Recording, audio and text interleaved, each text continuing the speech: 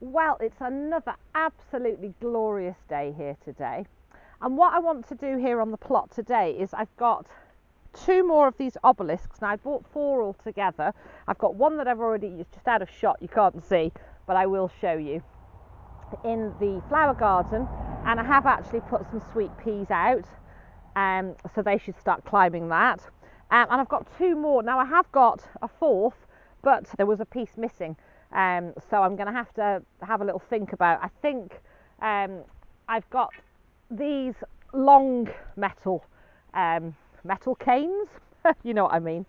So I've got the longer ones, but I've also got some shorter ones that are darker, and they're the same colour, dark green. So I think I can cobble something together, but it just slowed me down. I was like, do you know what, I'm going to leave that for now, and I'm going to get on with the ones that I've got. So these long ones are what I used for the other one, so I can drive them in and then lash them using cable ties to the bottom, just to give them that extra stability, because otherwise you've only sunk them in a little bit, and before you know it, you've got lots of lovely climbing plants, a little bit of wind and the whole thing goes over. So that'll just anchor it down. So I've got plenty of those for these 2. So I need to decide where they're going to go. And then the other thing I've got is I've bought some of these. I don't know if anybody else uses them. These little cane topper put together-y things. I don't know what their actual name is. I don't think it even says on the bag. But essentially, I'll use one of these to show you.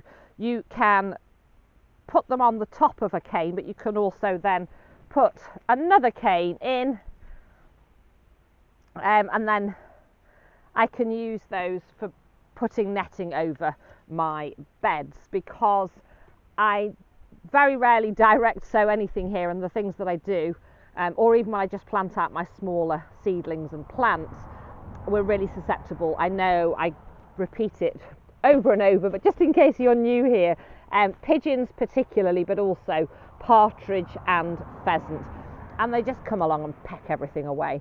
So I do need to net things until they're really established.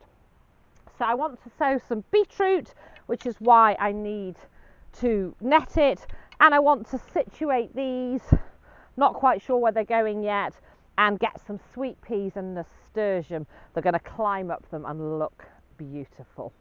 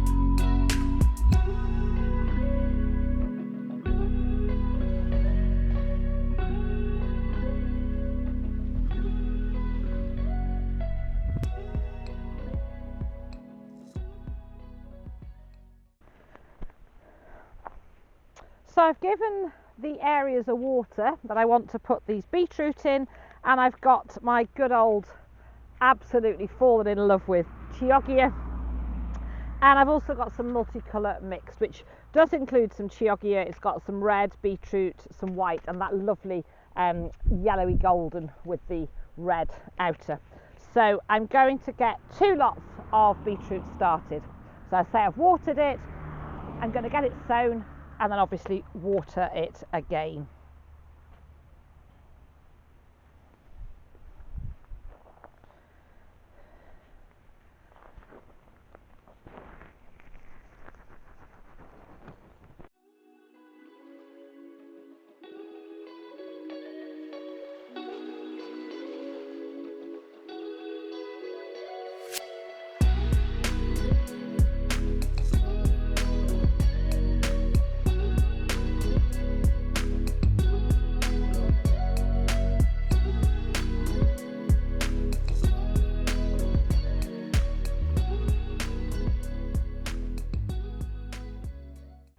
So that's the beetroot in.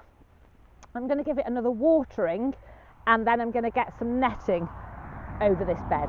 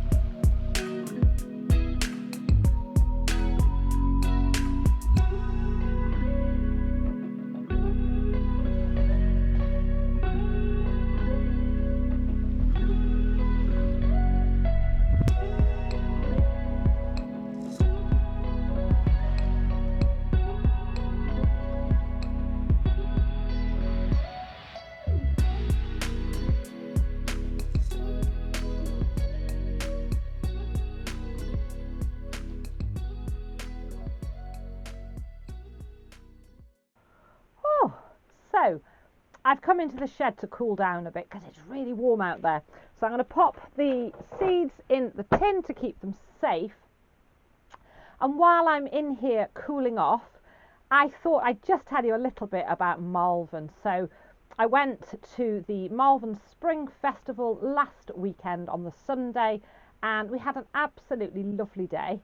Met up with some other YouTubers, and we had a couple of photographs taken. It was a really lovely day. The sun shone, lots of laughter was had. It was just lovely. And while I was there, there was an allotment society garden. Oh, it was just lovely. It was just like, you know, if you made a cake for somebody, an allotment cake with all the little rows of vegetables. Oh, it was beautiful. But of course, you know, it's all, as Danny said, smokes and mirrors, because actually most of the vegetables are in pots, so they look as though they're planted in the soil. But at 4 o'clock in the afternoon, we could join a queue, and we're very British, so we're very good at joining queues, but pay a donation and you could take some of those plants away with you. So I got myself this Cavolo Nero, which I do need to get into the ground. This actually wasn't in a pot. They just dug it out the ground and gave it to me in a bag, like a cardboard paper carrier bag, which was enough to just get it home. I have just dumped it into this pot.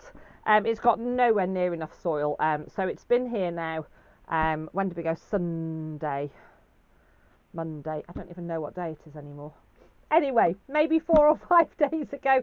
You'll be watching this on Sunday, and it'll be a week on Sunday since we went to Malvern. I've completely lost track of Thursday. It's Thursday today. So Monday, Tuesday, Wednesday, yeah, so 4 days it's been sitting in here in the polytunnel. I want to get it out, but I haven't put my brassica cage up yet, so there's just no point at the moment. It's safe in the polytunnel for now. Worst case scenario is we'll just eat it, but I would really like to get it into the ground because I haven't grown it before, but I know lots of people that have. My sister grows it, so I've tasted it, and I know what a fantastic and versatile plant it can be. So that's to go in at a later date. I will also show you in the flower bed I bought from the same plot, because they've got some ornamental things as well, a couple of little miniature sunflowers, and they just look delightful, so I'll show those to you as well.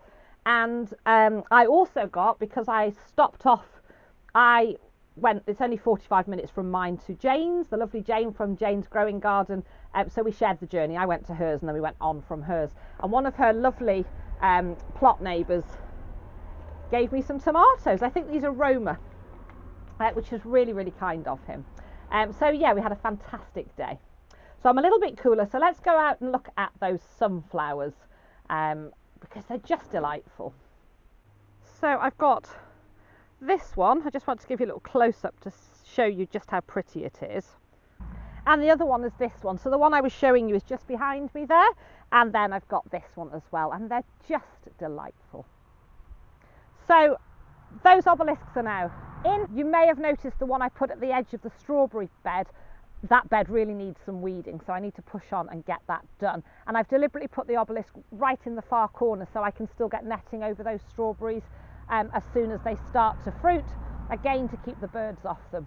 But all in all, I'm absolutely thrilled with how everything is coming together here on the plot.